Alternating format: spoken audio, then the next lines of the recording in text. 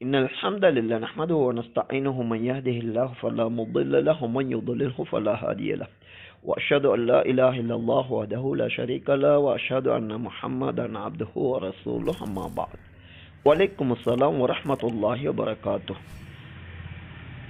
ஷஅபான் நடுப்பகுதியிலே 15ஆம் நாளின் இரவு பகல்களிலே மேலதிகமாக செய்யப்படும் நன்மையான காரியங்கள் உண்டா என குர்ஆன் சுன்னாவை போதிக்கும் இலங்கை கலாநிதி ஒருவரிடம் கேள்வி தொடுக்கப்பட்டுள்ளது. இதற்கு அந்த கலாநிதி வழங்கிய பதில் யூடியூப் தளத்திலே பதிவு செய்யப்பட்டுள்ளது. இதில் இவர் கூறுகின்ற விடயம் சரியானதா என்று இந்த பதிவை முன்வைத்து கேள்வி தொடுக்கப்பட்டுள்ளது. ஷஅபான் 15ஆம் இரவில் மேலதிகமான நன்மைகள் செய்வதென்ற விடயம் எந்த ஒரு சஹீஹான ஹதீஸிலும் கிடையாது. எனவே அவற்றில் மேலதிகமான விசேடமான நல்லமல்களை நாம் செய்வோம் என்றால் அது பித்அத்திலே உள்ளடங்கும் என இந்த ஆலிம் கூறியிருக்கின்றார். இது சரியானதாகும். அதே நேரம் ஷஅபான் 15இலே பகல் நேரத்தில் நோன்பு நோட்பது என்பது அதுவும் பித்அத் என இவர் கூறியிருக்கின்றார்.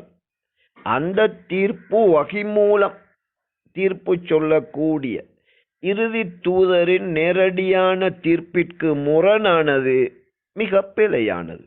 வஹி மூலம் பேசுகின்ற நபி அலைஹிஸ்ஸலாத்து வஸ்ஸலாம் அவர்கள் ஷஅபான் 15இலே நோன்பு பிடிப்பது பற்றி என்ன தீர்ப்பு வழங்கினார்கள் என்பது சஹீஹ் முஸ்லிமிலே பதிவாகி இருக்கின்றது.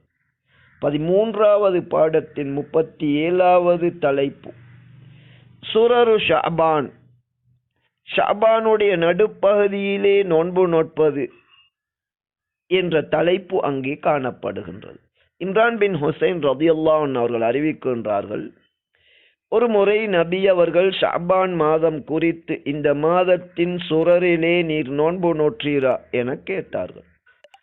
இல்லை என்று கூறிய போது அல்லாஹ்வினால் நியமிக்கப்பட்ட இமாம் முஹம்மது அலைஹிஸ்ஸலாத்து வஸ்ஸலாம் அவர்கள் கூறியதாவது, ஃபைதா அஃப்தர்த மின் ரமதான் ஃபசும் யௌமைனி மக்கானஹு, ரமதான் முடிந்து விட்டால் ஷஅபானின் சுரரிலே நீ நோன்பு நோட்கவில்லை என்பதற்காக அதற்கு பகரமாக 2 நோன்புகள் நோற்றுக்கொள்வீராக என நபி அவர்கள் தீர்ப்பு வழங்கினார்கள்.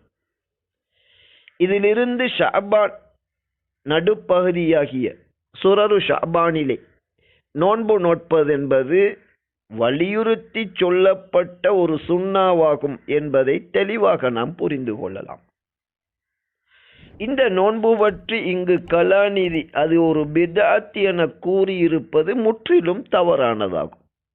எவ்வளவு பெரிய ஆலிமாக இருந்தாலும் இமாம் ஷாஃபி அவர்கள் கூறியது போன்று அந்த ஆலிமுடைய கூற்றுக்களிலே ஏற்கப்படக்கூடியவைகளும் இருக்கும், மறுக்கப்படக்கூடியவைகளும் இருக்கும். அந்த வகையில் இந்த கலாநிதியுடைய ஷஅபான் நடுப்பகுதியிலே நோன்பு நோட்பது பித்அத் என இவர் கூறியிருப்பது முற்றிலும் தவறானதாகும். சஹீஹ் முஸ்லிமிலே பதிவாகியுள்ள நாம் அனைவரும் பின்பற்ற கடமைப்பட்ட நபி முஹம்மது அலைஹிஸ்ஸலாத்து வஸ்ஸலாம் அவர்களுடைய ஃபத்வாவிற்கு நேர்முரணானதாகும். இந்த ஹதீஸில் உள்ள சுரர் என்ற வார்த்தை சரர், சிரர் என்ற விதங்களிலும் இதனை மொழிவார்கள். அது வேறு கருத்தை தரும். மாதத்தின் இறுதி என்ற ஒரு கருத்தை ஒரு சிலர் இங்கு கூறுவார்கள். அதுவும் தவறானது. ஷஅபான் மாதத்தின் இறுதியிலே, அதாவது ரமதானிற்கு ஓரிரு நாள் முன்னதாக அது அமையும். ரமதானுக்கு முன்னதாக ஓரிரு நாட்கள் முன்பாக நோன்பு பிடிக்க வேண்டாம் என்று மிக தெளிவாக நபி அவர்கள் கூறியிருக்கின்றார்கள். இவ்வாறு கூறிய அதே நபி அவர்கள் ஷஅபானின் இறுதி ரமதானுக்கு ஓரிரு நாட்கள் முன்னதாக நோன்பு பிடிக்கும்படி கூறுவார்களா? நிச்சயமாக கூற மாட்டார்கள். எனவே இங்கு சுரர் என்பதே சரியான வார்த்தையாகும். சுர்ரா என்பதன் பன்மைதான் சுரர் என்ற வார்த்தையாகும். மனிதனின் நடுப்பகுதியில் இருக்கின்ற தொப்புளை குறிப்பதற்கு சுர்ரா என்று கூறப்படும்.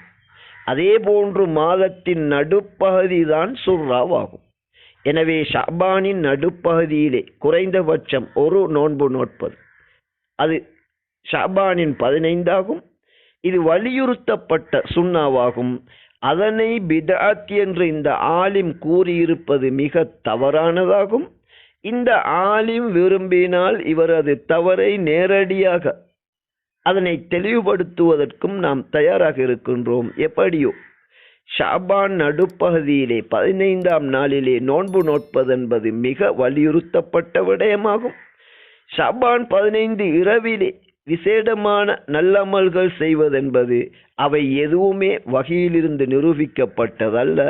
அப்படி ஷாபான் 15ஆம் இரவில் மார்க்கம் என நினைத்து மேலதிகமாக நாம் செய்தால் அது பிதஅத்திலே அடங்கும் என்ற உண்மையை இந்த ஆலிமும் கூறியிருக்கின்றார். அந்த விடயம் சரியானதாகும்.